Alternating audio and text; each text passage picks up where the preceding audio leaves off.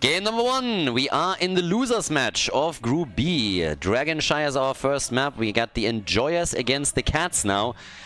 And another best of 3 series. And since we are in a losers match, the problem that the teams are dealing with now is that if they lose this series, they are out of the tournament. So, let's see how this works out. Now, we've had plenty of bounty attempts. Just in the last one, the Cats tried with Cho'Gall. And they didn't really lose it because of Cho'Gall, I think, but it got very close. They could have maybe even won the map, but unfortunately they weren't able to get a bounty. So at this point in the tournament, we have only a single team that successfully completed a bounty, and that was the Bratwurst boys. Now, once again, if you haven't really followed this all that much, the bounties are as follows. So these are the bounties that you can see, and teams are basically incentivized to play heroes or do things that normally they wouldn't do. So if they're willing to accept the handicap, they can gain extra prize money. So we have $2,000 that are split among the top 4 teams. That's the normal prize money of the tournament. And then in addition to that, we have up to $1,600 in total that teams could theoretically get by completing a bounty every single match. So per match, each team can complete 1 bounty. And these are the bounties right there. Each team has their own bounty board, so once they complete a bounty, they can't complete the same bounty again, but other teams that haven't completed that specific bounty can still do that. Teams have been trying with several approaches. We've seen Gazlowe, we've seen Cho'Gall now, we had Valera being played, and also some other attempts of going for some of the team bounties here, but so far only 1 bounty was successfully locked in, and those were the Bratwurst boys, as they were able to win a game without an actual healer. So just as a bit of a side note here, as we're going into the losers match. Now, since this is the losers match, there's obviously always the argument, well, are you really comfortable trying this here? Yes, no. Is this something that we're gonna see more when we're moving into best of 5 matches in the next round? Or how exactly are we gonna see that play out? And again, this might be just an incentive for teams that are saying like, hey, we're the favorites here right now in this match. We can take our opponent down and we can even do it with a handicap. Or it can be a team that thinks they have no chance of getting into the top 4 to get into prize money range. And that's just saying, hey, at least we can lock in a bounty or 2, get some pizza money, and get something out of this. So, we'll see. As I said also before, this is the first time that we're using this. We've all, of course, put a lot of thought into it, but we also still need some data to see if we're adjusting things for potential future tournaments. There's a whole lot of different approaches on how we could go there with different bounties, different things that they could do. We want to see what works, what doesn't, what the players like, what they don't, what the audience enjoys. Then we could also get bounties in where we're increasing the bounty money on a certain bounty. Maybe some of them are too easy to complete, some are not easy to complete at all. So there's a couple of different models that we're still toying around with, and we'll adjust that. Meta Madness was also not born one day. It was a great idea initially, but it also got adjusted from tournament to tournament until it's now in the current form, which I perceive to be nearly perfect. At least it's what I enjoy the most, but the same might happen over time with the bounty idea, or it might also be the only tournament that we run like this. Who knows? Time will tell. We get Sylvanas, and we got Muradin plus Maiev. Hanzo got locked in first, with now Samuro and also Jojo being banned out. I mean, we are on Dragonshire at this point. So some globals, and there we are. Dehaka gets picked. And we get Diablo. So, seems like at least for now, nobody's really looking to complete a bounty here. At least no team bounties that are being... what's it? Urel is in. And what's the last pick? Urel for the top lane is also really good against Dehaka. With Blaze being banned, those are 2 great options for the 2 teams. We haven't seen any Rexxar plays lately. At least not many. And we get Rhaegar for them heals. Alright, get the doggy into the show. Can also like use his lightning shield to speed them up on mercenary camps, which is always a nice advantage. And last but not least, Aether in game number 1, the final pick for the Enjoyers. The team that usually thrives on chaos. Again, Storm League Enjoyers, it's in the name. You like the chaos of Storm League, so of course, there's Junkrat, and that leads us straight into game number 1. Game number 1, Cats against Enjoyers, ladies and gentlemen. We are off to the races in our series. So, which team takes the lead? Which team has the 1-0? This is for all the marbles. If you are out, well, if you lose this series, you're out of the tournament. Arian on the left side is playing with Sylvanas. We got Itrax on Diablo, Lavakal on Brightwing, Ether on Junkrat, and Richu is playing Dehaka. The Cats on the right side of the map with Captain Rex on Rhaegar. We got Soaking on Yrel, Hirath on Maiev, Cascon is playing Murden, and Drakia on his account Dark Reader with Hanzo. Let the games begin! Alright, let's get ready for the show here. Who's gonna make the big plays? Who has a chance to take this on right now? This is gonna be some neat Diablo combo. Dragonite locked in, Sylvanas with a heavy push. Or we're gonna see the Cats just absolutely wreck him now with Storm Bolts, Maiev follow-up, and all those good things that come from Hanzo. And the damage that he dishes out. We'll see. Also, this is another series where we could technically see a Cho'Gall bounty, because the Cats love to play him. Unlucky. Brightwing a moment too late. Talk about bad timing. Yeah, that was a bit unfortunate. Look at this. The perfect timing there. He thinks he's fine. Brightwing comes in and then boop. The Hanzo kill. Oh, and now at least they're countering at the top and take down, yeah, well, countering 2 kills to 0, 3 kills to 0. The Cats got mad. The Cats got really mad losing that Cho'Gall game. So, yeah, they're coming in and absolutely destroy them. So, with them all gone, damn, guys, what is this opening into the game? They're not only getting 3 kills, but they're also now breaking through the entire top wall because they destroyed all of the defenders. So that they get the entire wall destroyed. Dehaka is now coming in, barely dodges out on the Stormbolt. They were trying to turn this with 3 heroes against 1 or 2 into a quick W, I guess. Not happening. Instead, Yrel is buying them a little bit of time. Attack in the middle. Rhaegar gets bounced around a bit, but he's still fine. And they are starting to body block Diablo. So both of the shrines under control of the blue team, but Diablo is in real trouble, and that is kill number 4. The Enjoyers are not enjoying this. I dare to say that much. So the Enjoyers are not having a lot of fun here. The Cats are angry. They're really angry. They are crushing it. Is Brightwing gonna die now as well? Maiev is not able to lock in the kill. But damn. In the middle of the map they could technically now go also for the first Dragonite. But boy, they are getting mad here, aren't they? Cascon is trying to channel.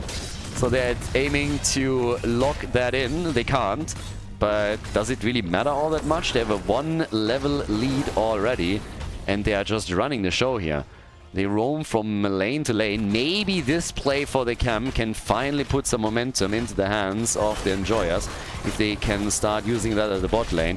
They know it's there, they know it's coming, but they're a little bit too late to attack the camp and do anything about it. So yeah, there was a chance at some point to make a move, but they missed out on it. Now the attacks keep continuing. Drag against Muradin, jumps out, Diablo catches him mid-air, and finally a kill for the Enjoyers. Hell, it's about time. Yeah, that one was a long time coming. Finally, they are getting a kill. And do they get a Dragonite? It might actually happen. It's kind of funny when you think about it. One team dominates every team fight so far, and then it's a single kill that's needed, and they get the Dragonite. So there it is. Brightwing is there. The fairy dragon turns into a real dragon. So, yeah, good news for Brightwing. So yeah, Brightwing starting to make a bit of a move here, able to play that one off. And I guess with the Dragon's Breath we're now going to see the wall in the middle fall.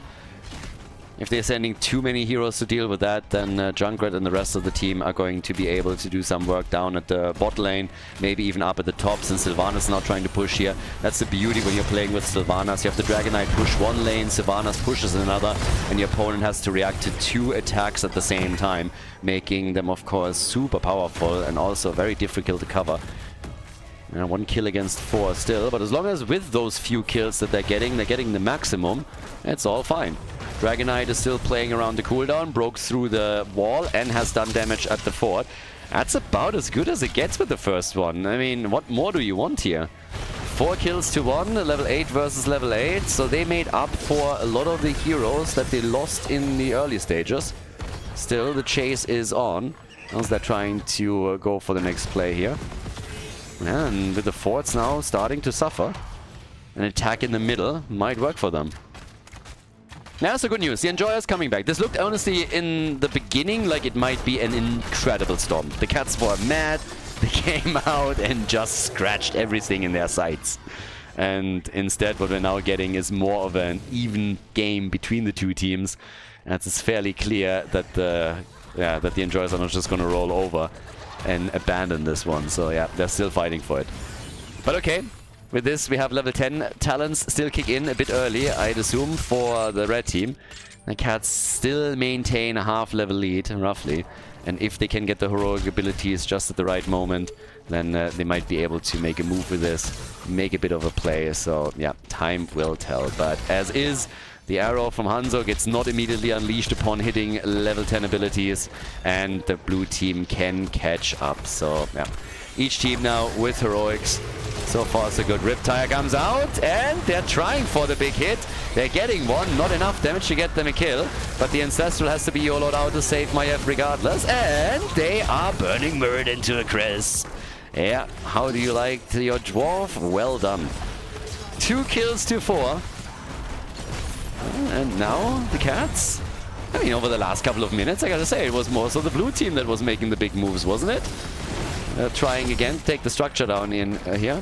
Sylvanas is helping out with it too. Still a lot of the fights happening basically behind the fort as they're attempting to flank in from the top. There is, on the other hand, a camp at the top that is also pushing for the red team, so somebody will have to deal with it. And it seems like it's going to be the Haka that's going to be the one. Down here, Diablo, and Dibbles is gone. Atrax gets eliminated. Not so terrifying today with 5 kills to 2. It's still a big lead in kills for the Cats. But you look at structures, it's a totally different story. On structures, they are taking a beating. And a pretty bad one at that. So we still have to try and stop this. We have the 25 stacks for Diablo, of course. Still maintains his souls. Erath, Riptire, and bye-bye Maiev. The Storm League Enjoyers doing their best to push the opponent down here. At the top, Richu against Soaking, and the Haka is trying to help out, moves in, and they're moving in for another kill, and they want that fort. The Tong misses though. So yeah, they miss the Tong, but they take the fort apart, and this is the first structure that falls. So with both teams on level 12, we now have that slight advantage in structures for the blue team. And this is starting to become a bit of a concern, I'd say. Nice arrow, not good enough. Wailing arrow as a counter. And they just can't get a killer here. Yeah, the blue team, they've recovered. Maybe they were a little bit shocked initially by all the aggression and the momentum that the Cats were building up, but now they're back on track. And they are shutting down most of the plays that are being executed by the red team. So, yeah. Nicely done. Some neat moves here. Shrines are up, meaning the next Dragon Knight is up for grabs. And teams can start to make some plays here. So Cascan is already moving out. Diablo. Terror. Just like spreading fire, flame, and fury everywhere in his sight. But the Dragon Knight is now up for grabs. So with Hanzo at the bottom of the map defending against the camp that they took earlier, they have to fight now in the middle. Brightwing wants to be the Dragon Knight again. I can absolutely understand that. If I would be a joke on 2 wings, then I would like to turn into a dragon as well. 5 kills to 3, level 13 talents are in. Here comes the Riptire, but it gets shut down. Brightwing still channeling. The Fruit Fly is desperate and gets to be a Dragon Knight once again. A real hero now. Woohoo! Oh, the Ancestral didn't connect. It looked like it would. It looked so close, but nope. They still lose Maiev. Boy, that is nasty. That looked great. That looked absolutely fantastic, but nope, it was not on point. I thought it would be there in time. Dragon Knight at the bottom of the map, 2 forts gone, and now they're breaking through the bottom wall as well. So yeah, not too shabby. Definitely not too shabby. So, there's another kick. against Urel this time. The red team is trying to follow the arrow. Connects. Brightwing needs the heals. But the red team, they are losing hit points and they're losing them quickly. The Ancestral is already out, so unless they're getting a kill here, they might be the ones on the menu. They're getting chased. Their wall at the keep is already gone. They're still trying to turn the fight around with another disc. Trying to re-engage here, which hasn't really done anything for them yet, but oof, it's getting bit wild. Blue team is just so much more nasty now. One level ahead, and it's structurally, it's really just the structures that they are taking down the entire time here that probably worry me the most for them. Because in kills we still have an advantage for the Cats, and they've been doing well in team fights, at least up to a certain point. But right now, over the last few minutes, it's just the Enjoyers that have found more, I don't know, like more plays that they could execute properly. They got the objective twice, they got a few kills, they're pushing the bot lane, 2 forts are destroyed. So they're just finding all the right spots to attack. They're syncing up attacks with particularly Sylvanas exceptionally well and allow for forts to get destroyed, allow for her to help the team push. Now they're going for another kill, they take Urel down, that's a 5 versus 4. They find themselves all at the top lane and level 16 kicks in just in the right moment. Muradin gets burned to a crisp by Diablo, and that's another fort eliminated. So yes, they're looking great. They're looking absolutely great here. By now we have all the forts gone. Blue team still controls all of them, so they have fountains in the middle of the map that they can use in order to get control over either the dragon statue or just the shrines themselves. They have also the tools to get another objective, to get the camps. And it's getting really difficult for the Cats to establish any kind of position on this map.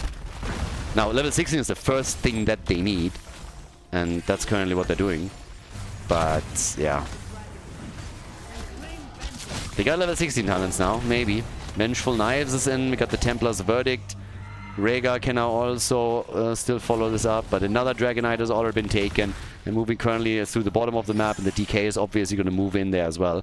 Bot lane is always the most important one. Essentially, the rule of thumb on any map is the lane that has the most mercenary camps traveling through it is the most important one, is the one that you want to push. And in this case, you have 2 Siege Giant camps and a Bruiser camp on the bot lane. So that's what they're going for. You don't have to attack this with the Dragonite. You can later also just set some camps up and push with them. So yeah, they're going for it. They got Sylvanas here as well. They want the keep and they have a real shot at taking it down. Especially if they're getting kills and Urel barely is able to get her ult before she gets destroyed. The keep is down to 50% HP. They're still poking a little bit. I think if they would have gotten the kill against the Space Goat, they would continue. But they're gonna fall back for now. We're only 12 minutes in, by the way. I know it seems like the game has lasted a lot longer than that, but it's only 12 minutes in the game. So, yeah. Their death timers are low, so is... Oh, the Dragonite not the strongest yet. Gascon gets burned! And is making it out, I think. Sylvanas wanted him, but couldn't quite get the kill. It is a wild game. It definitely is. Maiev is still trying to turn the fight. Comes in once more with another attack as she attempts to snowball this a little bit in favor of the team. But they haven't picked up a kill in a long time. They have not gotten a kill in a long time here. 45,000 damage by Maiev. She's top damage on the team, with Hanzo coming in close second. 52,000 for Junkrat. Arian, he gets out. Insane. Sylvanas escapes. Sylvanas makes it out of the fight. And instead it's Hanzo that falls. Diablo gets disc. Hanzo gets destroyed. And just look how low everybody is.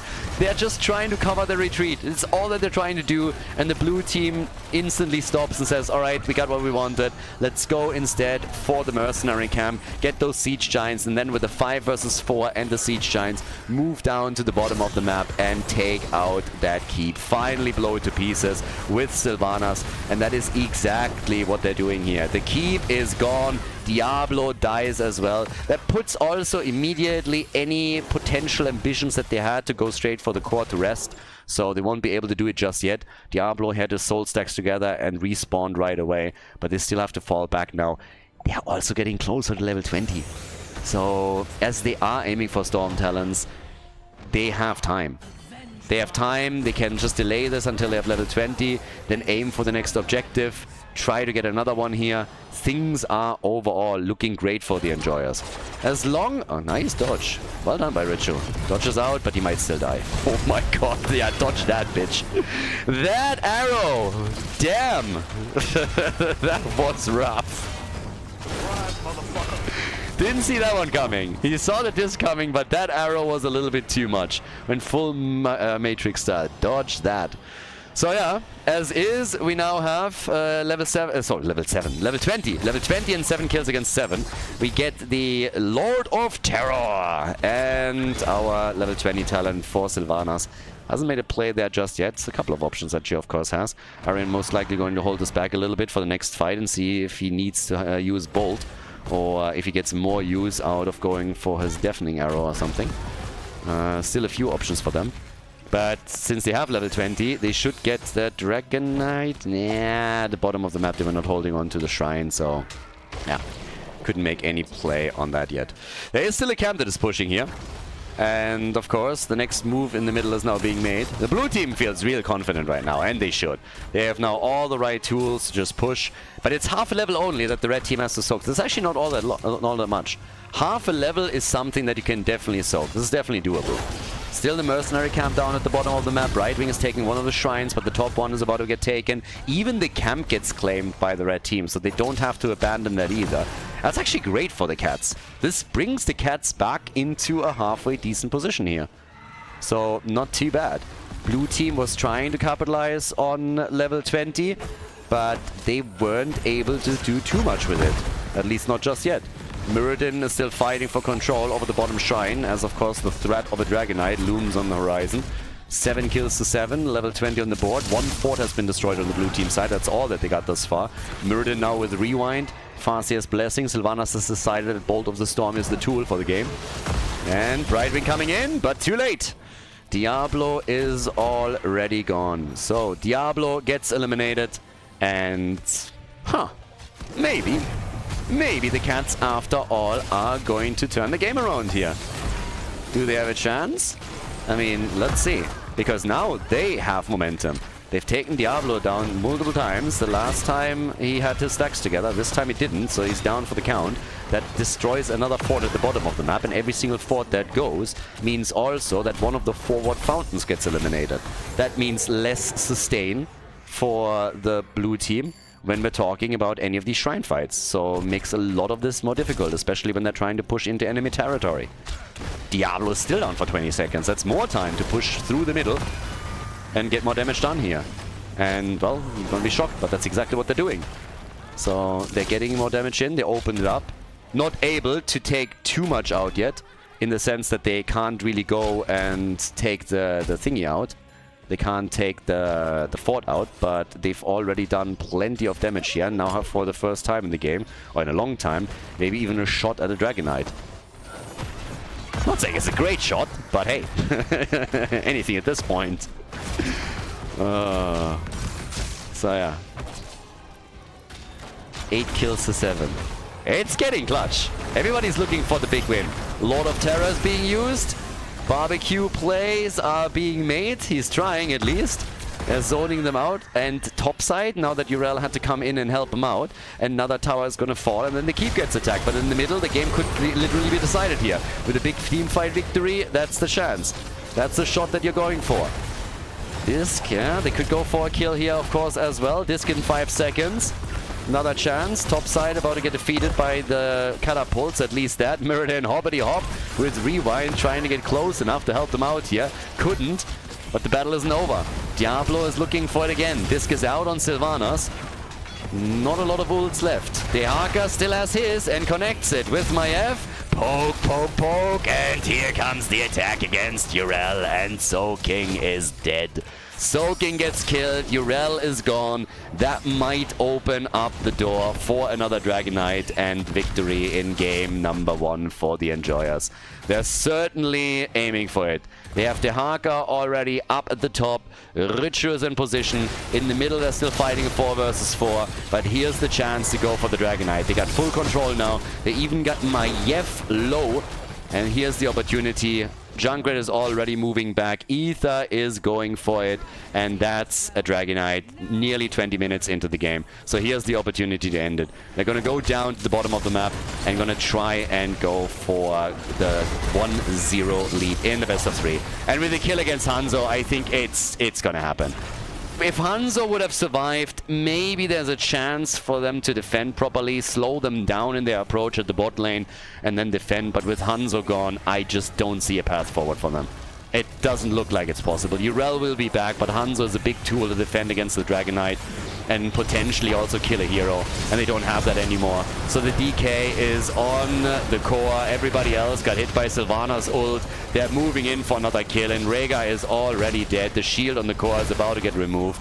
And that's going to be game. I don't think that a defense is possible here. They're going for it. This is a 1-0. The Enjoyers, they're locking in the W on Dragonshire as they take the lead against the Cats in the losers match of Group B. GG. Before we head into game number 2, make sure that you subscribe to the channel if you haven't done it yet so you don't miss out on any future content here on Khaldor TV. Game number 2, Aldrich Pass. Well, the Cats started off strong and then they got murdered by the Enjoyers. So now we're heading into Aldrich Pass. 1-0 lead, everybody. And still the chance for a bounty completion here. If the teams really want to try. I mean, we had the last time that the Cats were down 0-0. They actually went into Cho'Gall. I could absolutely see the Enjoyers just ban it out. I would not be surprised if that happens. It happened so many times against the Cats already that people just ban Cho'Gall because they don't want to deal with it. And it's not even... I mean, it's just a fact that they played it on the last map that they just said like, yeah, probably no. So, okay.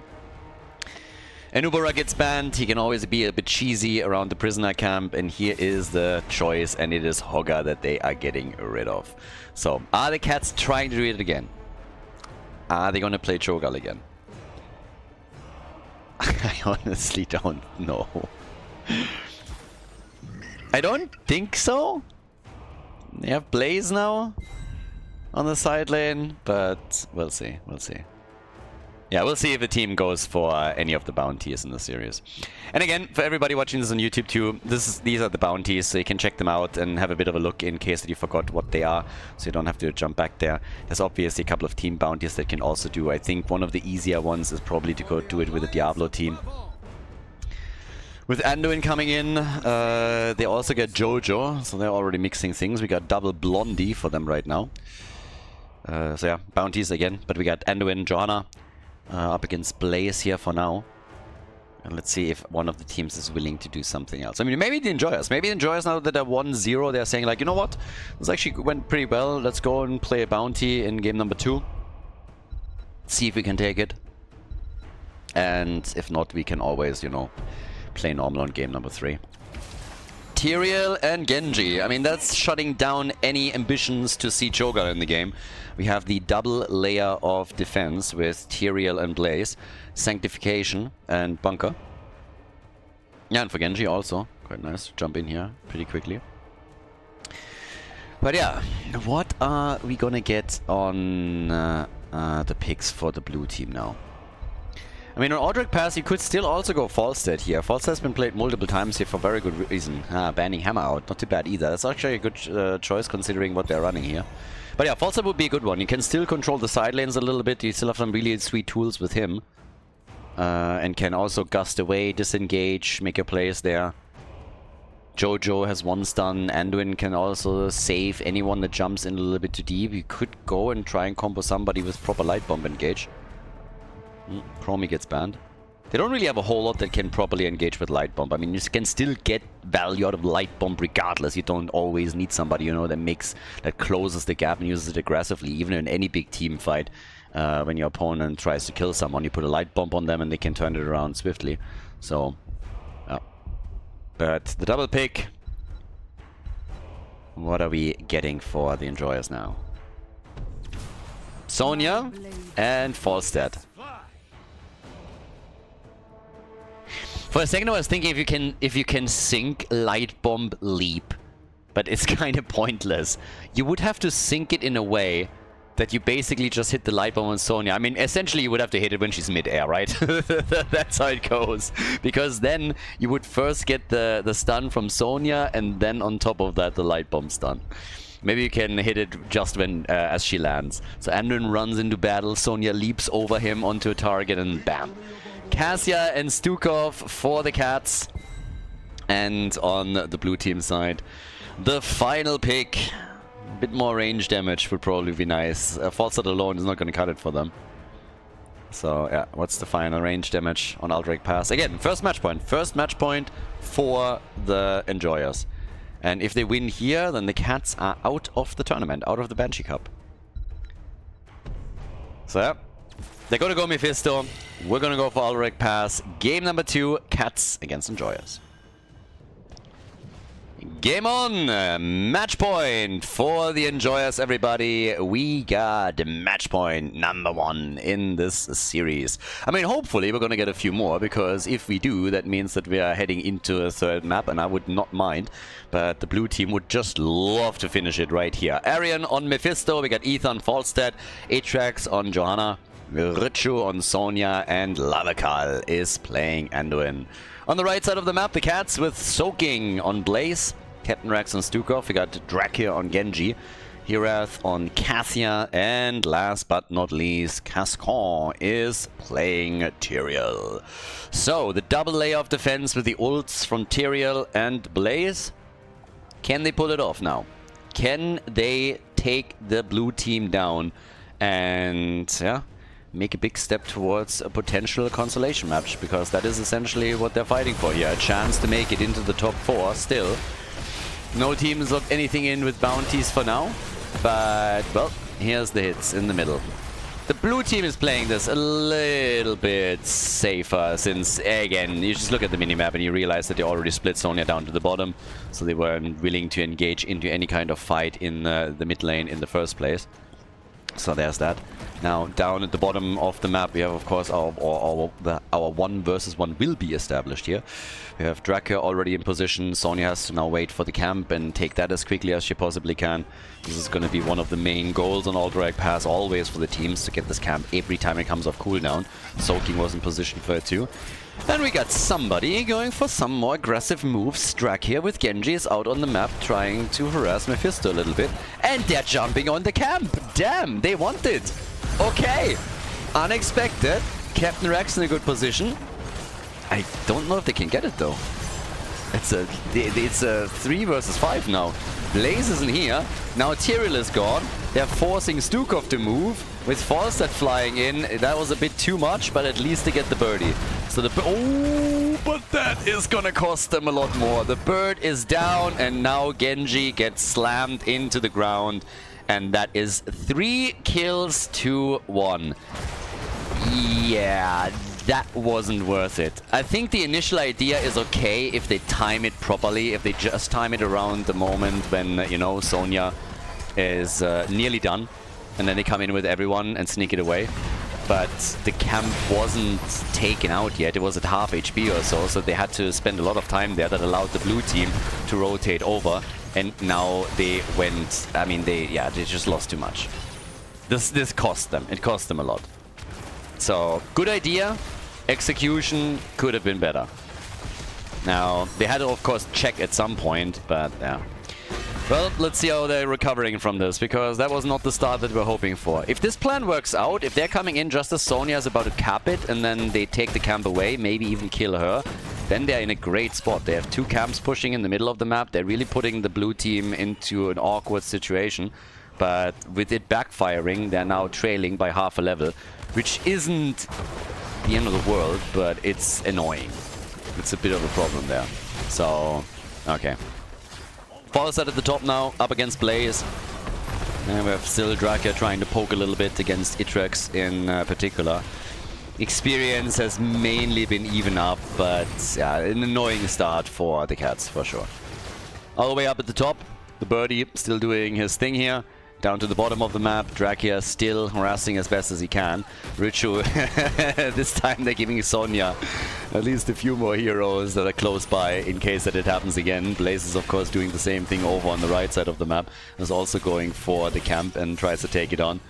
They've been aiming for a progress on the prisoner camp too, which they couldn't quite do, yeah. But, well, there's level 7 now. And we get Battle Rage for Sonya.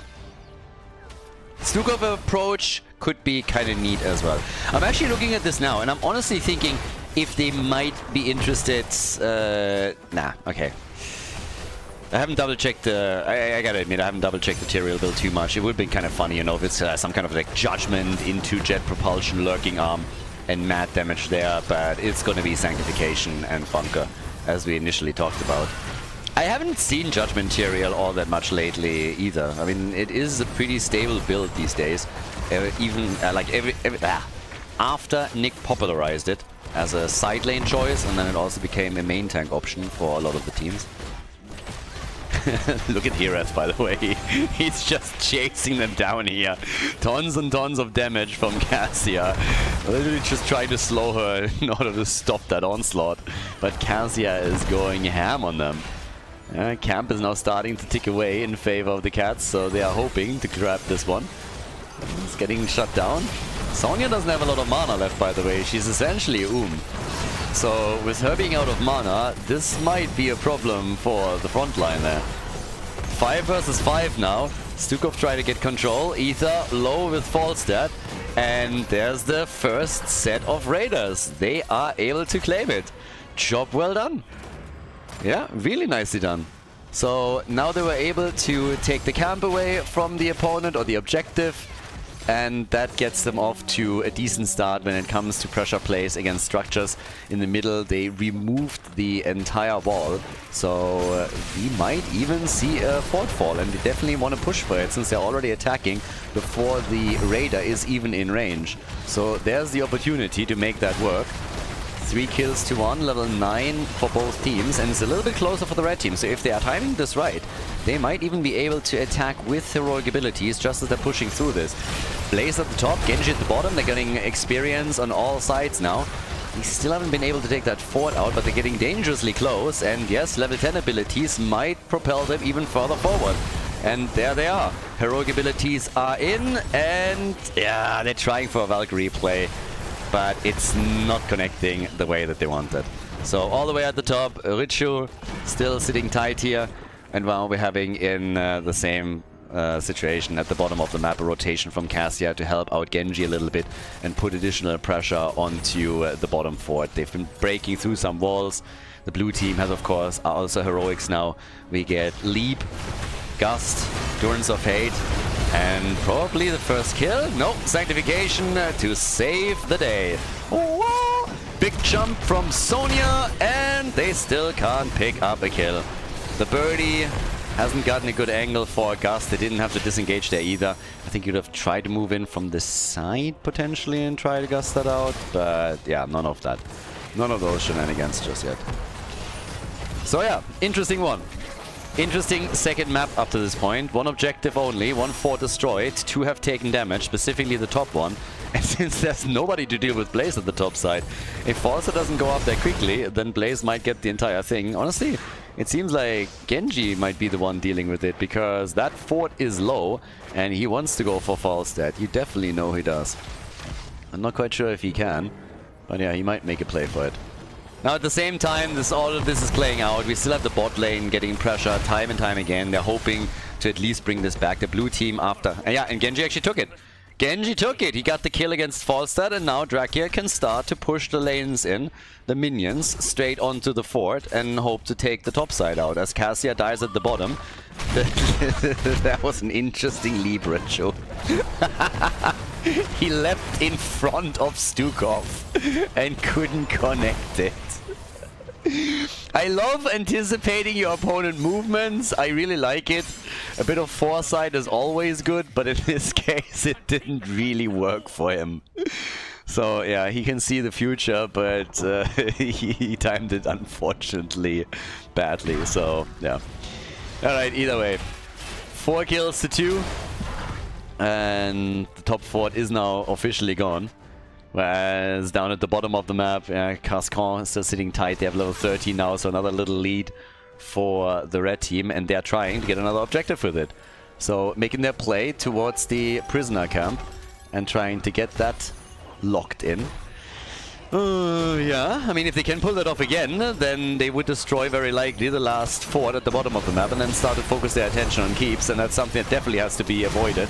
Sonya with another leap, jumps in. This time they can take Genji down. There's the light bomb, but the Sanctification is also on the ground at the same time. Genji gone, they go for Stukov, and Falstad claims the kill. Nice double kill for the Enjoyers as they are starting to bring the pain.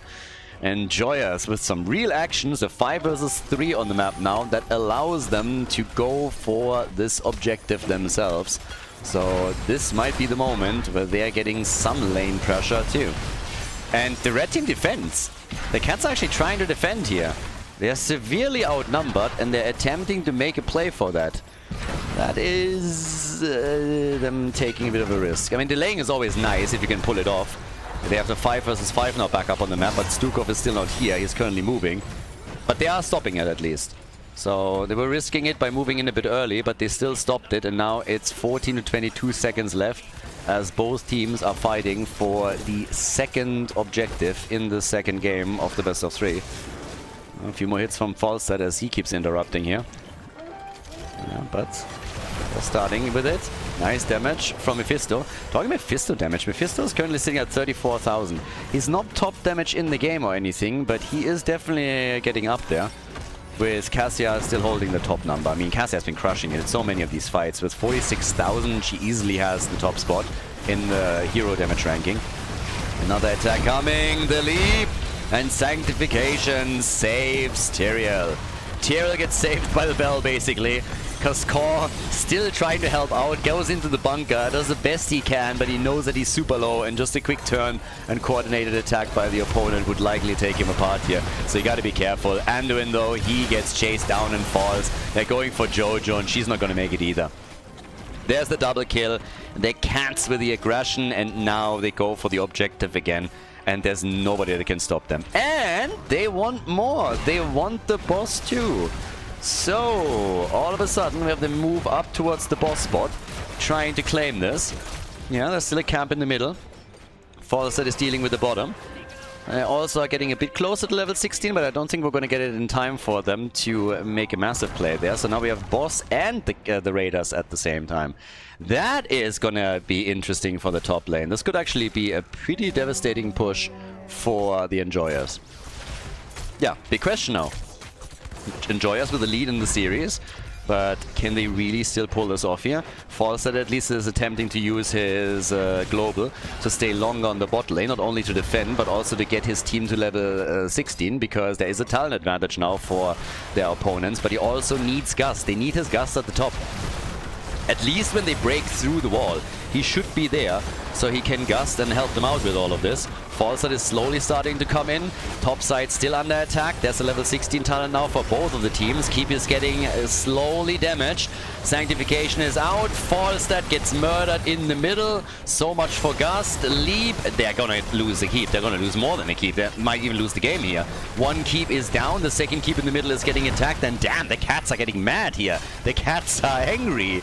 The Cats are on a tear. They're on a rampage. They want to take him out as quickly as they can. And they're going for a speed run. We're 12 minutes in and they're focusing their attention on the core as the boss is already starting to take it down. Only 3 defenders, that's not enough. 2 armor shields are removed. This is game. They kill Anduin too and they're just going for it. The Cats with mad aggression towards the middle of the game. Everybody gets murdered on the side of the destroyers. And now they're just burning it with a bunker. Yeah, that's game number 3. We're going straight for the final map of the series as the Cats take the victory on Alderac Pass.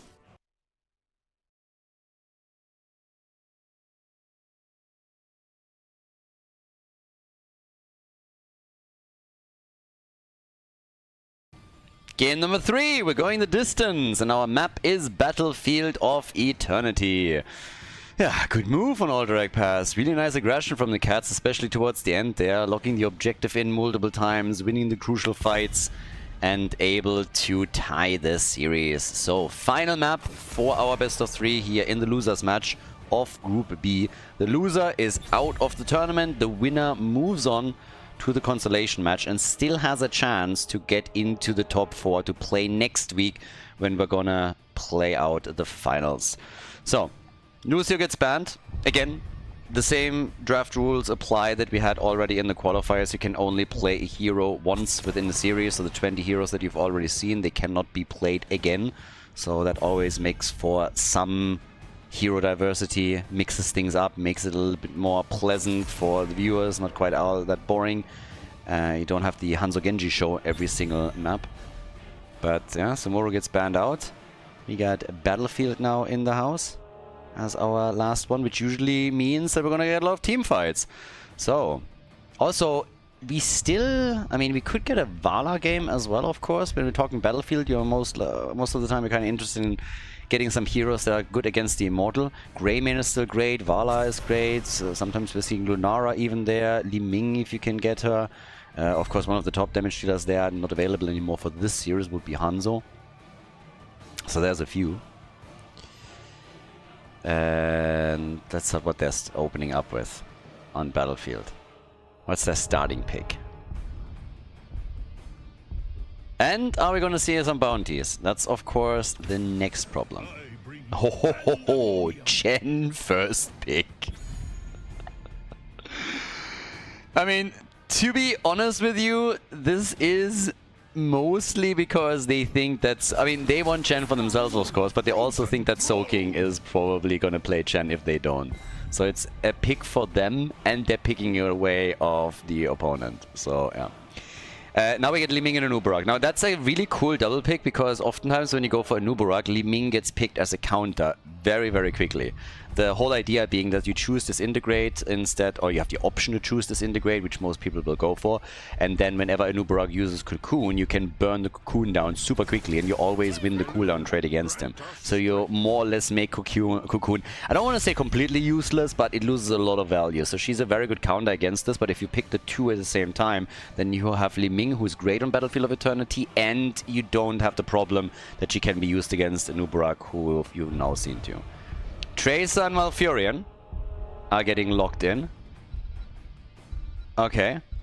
And, well, with Tracer, Malfurion, Tyrael obviously is not available anymore, so you can't go for the Holy Trinity of Tracer players and get her the additional shield. Chen is likely going to play at the top lane. We have seen Chen main tank. Well, we've seen it in this tournament by Masquerade. Didn't work for him, but we've seen it from Capybara, for example, on the Korean side. And they're banning Cho'Gall. I guess you could still play with Anubarak and Cho'Gall. I guess you could. But still, that all the teams are just now looking at the cats and are like, let's get rid of Cho'Gall is just fantastic to me. I love it. I absolutely love that. So, Battlefield of Eternity, the next double pick. And what is the red team choosing now? We still need them with the side laner. We need them with support. Team? Uther Varian? Varian side laner? Are we getting meme blades? Is this a meme blade play?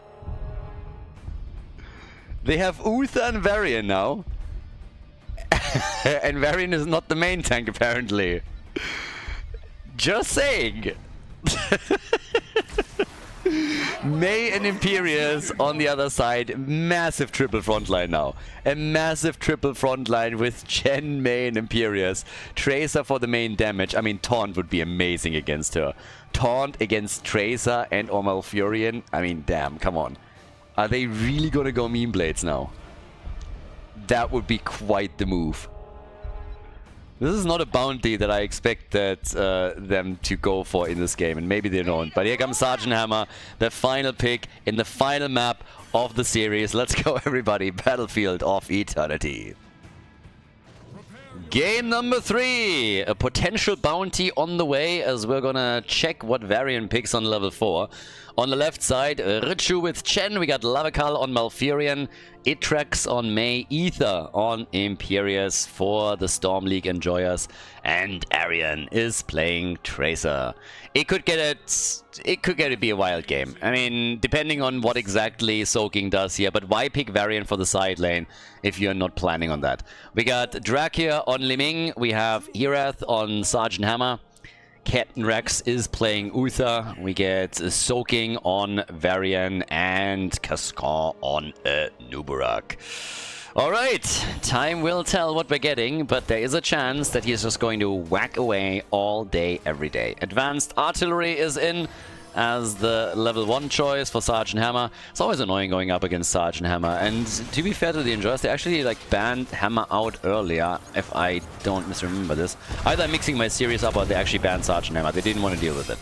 But now they still have to face the music, so Hammer with all of those attacks against the front line, that's another one. And yeah, in the meantime, Varian went into overpower, so we'll see what he's going to do, but if you're going meme blades, then I would have expected some adaptation there. So yeah, I said it before, taunt is great here for them. If you get to Malfurion, if you get to Tracer, both of them you can taunt them easily. And if your only goal is to safeguard Sergeant Hammer, then having a taunt available is also not too shabby. So there's a few things. The taunt would give you an additional stun, then you have a Nubarak stun, you have Uther CC, so they could go taunt, for sure. And again, most Varian players would, for a reason. There's always like people that for all of these things that we have on the bounty board are trying to make excuses and say like, this is actually really good. There's a reason why we have to try and bribe people to pick these things, because they're bad. At least when we're talking about competitive play. There they are pretty bad. If not, we wouldn't have to bribe people in order to get that handicap and play it. But who knows? I would love nothing more. Oh, that was a quick kill. I saw her hit points falling and wanted to jump to the top lane and had no chance. Li Ming just got popped and is dead. Gets instantly eliminated. So, the level 4 talents is sneaking in a little bit closer. Personally would love to see meme blades here. This is actually one of the quests where I thought that somebody might be able to complete it during the tournament simply because you can just use him a bit more as a damage dealer, you know? And set something up around him. But yeah, level 4 talents are now kicking in. They go for Sergeant Hammer, and Hirath moves out. So, it is taunt. Kinda sad. I guess they want to win the game. I guess they want to win the game. They are the losers match. If you lose this map, then you're out. It's not like it's the first round of the group stage where it's still okay and you can suffer one loss. But yeah, if you're losing here, then you're out of the tournament. So of course, they want to have a chance to move on into the top 4. So yeah, we get taunt. That's a lot of CC, by the way. I highlighted it earlier, but we have the double stun from Nubarak. We have Uther with the stun. On top of that, we have the Varian with taunt. So they have tons of tools here where they can lock someone down. Yeah, it's... if anybody gets close, specifically Malfurion and Tracer, they are gonna get murdered.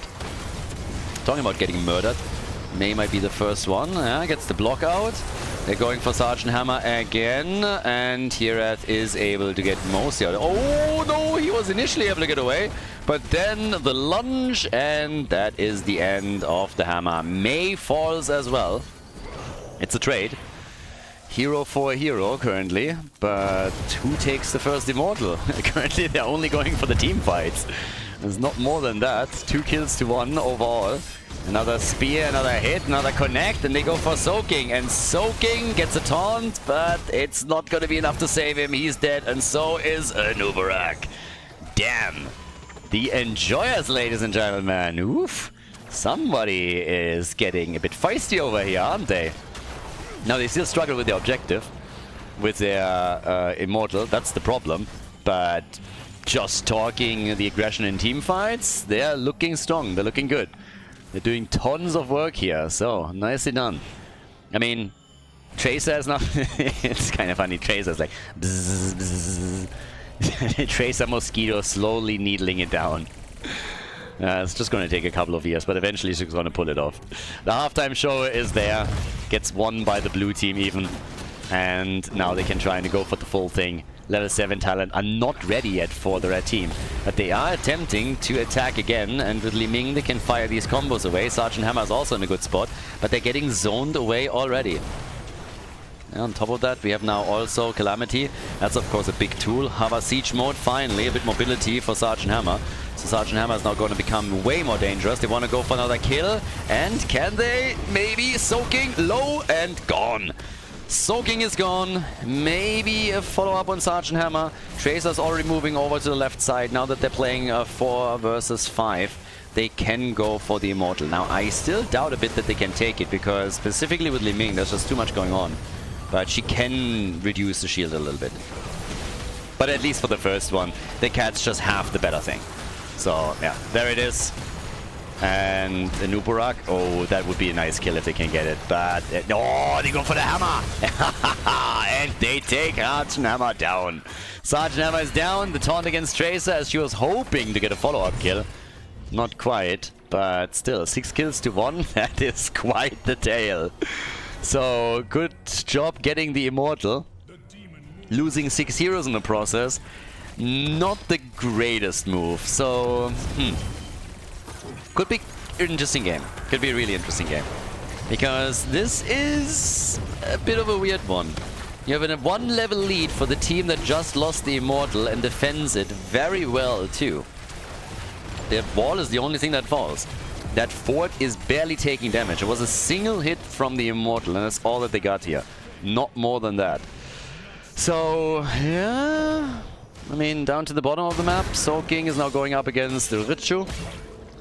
They're essentially playing double tank. That's what they're actually doing at the end of the day. So, double tank is in. And they're still hoping with Sergeant Hammer to just siege up against them. But once that Chen has his barrel roll, it's gonna get really dangerous too. So Chen with the barrel, then also the delivery system very likely from Imperius. They have so much CC, and they're gonna get more as they get level 10 abilities, which is now gonna happen any moment. I mean, look at just the Nuburak getting blocked there, stunned, trying to dive out. And they don't even care about Varian at the bottom of the map. Varian is not a real hero when it comes to wave clear. Look at this. This is embarrassing. This is absolutely embarrassing. He's like sitting there. I'd rather have Muradin on a wave than Varian, and that's already bad enough as is. So yeah, Varian is just sitting there like, I can defeat this minion wave. With the power of my PhD in PBA, I hereby claim this lane. We get a Snowball, and Angelic Armaments. Okay.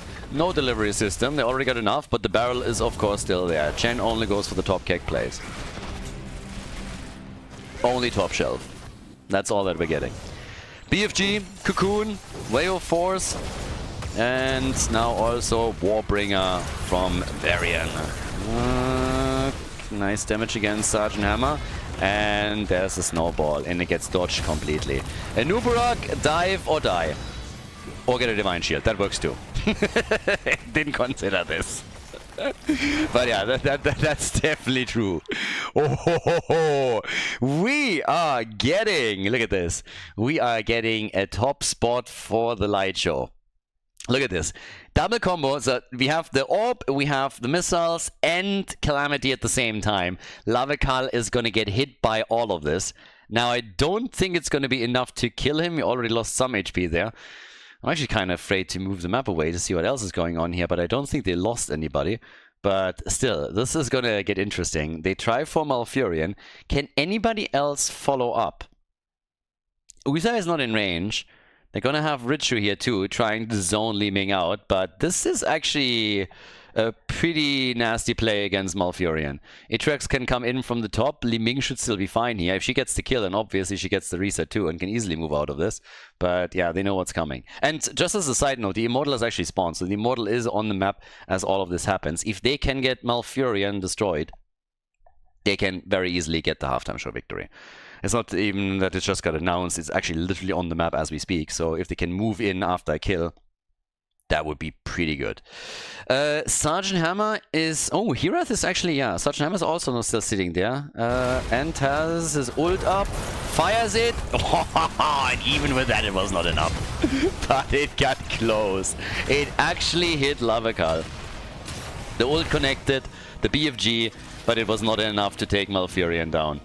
But still, pretty good. Pretty nice move here. I think at the time when the game was paused, the Calamity damage was already applied, so that didn't kick in separately.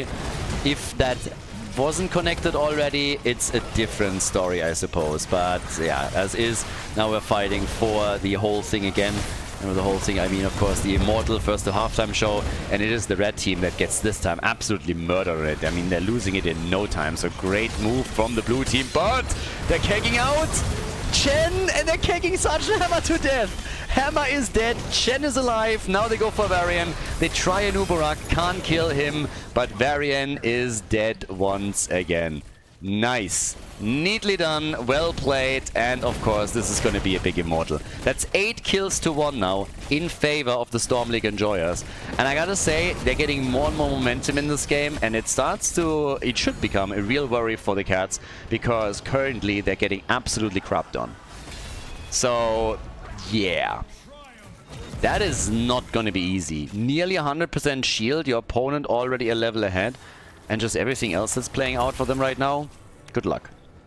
Chen is still at the bottom of the map for a little bit longer, has started to do some damage here. Soaking is now trying to soak some experience, it's in the name, and take the minion wave out, but they're diving in top. Ults are back up, may take some damage, but Chen can, for example, now move in with a Kek if he wants to. Richu is sitting at the side and is gonna try and make those kind of plays now. But yeah, they're taking way too much damage. This fort is gone. This is not working for them. They go for Sergeant Hammer again, pinned down into a corner. I mean, literally, no escape for Herath. He dies, he's eliminated, no chance to get out of this one. The fort is gone, and boy, are the Cats suffering now. They played a fantastic second map on Altdrag, but in this third game, they are really getting crushed by their opponents. And it's wild. Cats are not a bad team by any means. I mean, they have been consistent participants in the qualifiers and they've always performed well. But right now, the Enjoyers, they've been getting better and better in Meta Madness, in the Banshee Cup. I mean, all the tournaments that they've been playing in, and it shows once again. I mean, we're talking Keep. It's 10 minutes in and the Keep is already at, what is this, 70% of its HP? That's a fantastic push with the first objective that they got. It's the second objective of the game, first one that they were able to get. Attack at the top still continuing, as the blue team is not giving up on the fight yet, still hoping that they might be the one to turn it. And if you're getting chased and somebody just over chases a little bit too much, you turn around quickly, meet them with a stun or two, and then crush them. That's always a nice move and can very quickly get you back into a position where you are actually making the big plays on the map. So, Cat's gotta step it up now. Damage output, 41,000 of Sergeant Hammer. It's actually wild. She's so far ahead of everyone else in damage. Died 4 times though. Sergeant Hammer died 4 times in this game. And if you're looking at the blue team, it's pretty interesting to me that we have Mei with the top numbers. Mei has 24,000. I mean, first of all, those numbers are pathetic. 24,000, what is that? Li Ming has 35,000, just to like talk about some damage dealers. You're looking at Tracer, she's at 21. Imperi's at 22. I mean, again, they're getting kills. They're at 9 kills, 8 kills ahead. So it's enough. As long as you target properly and you work as a team, you can get kills even if you don't have somebody that puts up 6 digits in hero damage. So, yeah, they're doing well there. But it was still funny to me that we have 25,000 damage for Mei and her therefore being the top damage dealer for the blue team. It's kind of wild. So, with that said and done, still the 2-level advantage. 1.5 for the Enjoyers. And the next Immortal is spawning. Now the Enjoyers can actually get to level 16 with this. Maybe not before the halftime show kicks in, but afterwards they should be able to grab this. So once that they have level 16, then it's time to go. They're already defending their own. Chen is now coming in. Yeah, Dark Reader, Drakia sitting at the side. When Illusionist, by the way. We don't have another glass cannon here. Oh, the combo against Soaking, and he's dead. Varian did so far not work out for them. Not at all. Yeah, Varian definitely had some trouble in all of this. My man's struggling. I mean, how many times did he die now? He died 4 times as well. 4 times Sergeant Hammer, 4 times Varian. Yeah, so they're farming, soaking that at the front. The side lane idea, the idea with the taunt is actually not a bad one. I talked about all the CC that they have, but it's just always the blue team that initiates every single attack and also just dictates the pace of the battle and what they do. We have Imperius moving in with a lunge. We have the quick moves from Mei with a snowball, with the CC that she uses, and all of the slows. And on top of that, you have Chen just going for the big kicks and making big leaps with that. And it's just difficult to meet against this. Level 16 is now in. There's another slide. They're already going for Sergeant Hammer again, and Hirath is not having a great game. He's getting targeted time and time again. Uther has to pop another Divine Shield for him, which now means it's missing for the rest of the team. And they're getting just pinned down, pushed back, and are, as I said before, with the back to the wall, essentially. And this is match point. They don't have level 16 talents. They kind of need to do something here, but I mean, what? At this point, any decision you make is going to be a bad one. Varian is dead, so he's gone now. Another one bites the dust, and yep, as they're pushing the fight down to the bottom, and Nubarak falls, so he's gone too. That's 12 kills to 1. It is ridiculous. It's absolutely nasty. The Storm League enjoyers have stepped it up big time. Are going for the bottom fort now to destroy that, and Tracer is working the Immortal slowly down. They already have a lead here. Varian and Nubarak aren't even back. It's a tough game for the Cats, at least. So, yeah, rough one. But either way, now that we are looking at this, so what else can they do with that? 12 kills to 1, 16 is in, 2-level lead nearly. Immortal is about to go down, and this will push through the bot lane with a 50% shield. And they're jumping in for it. I mean, why wouldn't they? They have level 16. They have level 17. The stats advantage alone is great. So they're taking the camp. They got Chen. They're like, thank you, thank you. Thanks for all the work that you did there. We'll take it from here. As long as Itrax survives, it's going to be fine. And he does. So Itrax survives. Immortal is already on the bot lane. Nobody's even there defending. I mean, first of all, the fort is gone. The fort has no chance whatsoever. But in addition to that, we're now also going to see the wall fall, and maybe they can even go for the bottom keep. First, they're going to go for the top side keep, and that doesn't stand a chance. Especially now that they have the camp and the catapults. They got everything here. So 12 kills to 1, bot lane gets attacked, and they are pushing for core, which means that Sergeant Hammer will have to abandon the bot lane defense. If Sergeant Hammer doesn't go back, that core is in danger of getting destroyed here. If they're now killing a Nubarak, and they do, then it definitely is. A noob is dead. A Nubarak died as well. 13 to 1 on the kill count. The bot lane still getting attacked. The Immortal getting value. Even if they can't kill the core here, that's going to be rough. Uther down. Sergeant Hammer gone. Soaking dies again. 16 kills to 1. Absolute utter disaster for the Cats. They are out of the Banshee Cup, ladies and gentlemen. The Enjoyers move on to the consolation match of Group B. Nicely done. Well played by the blue team, and that W on Battlefield of Eternity.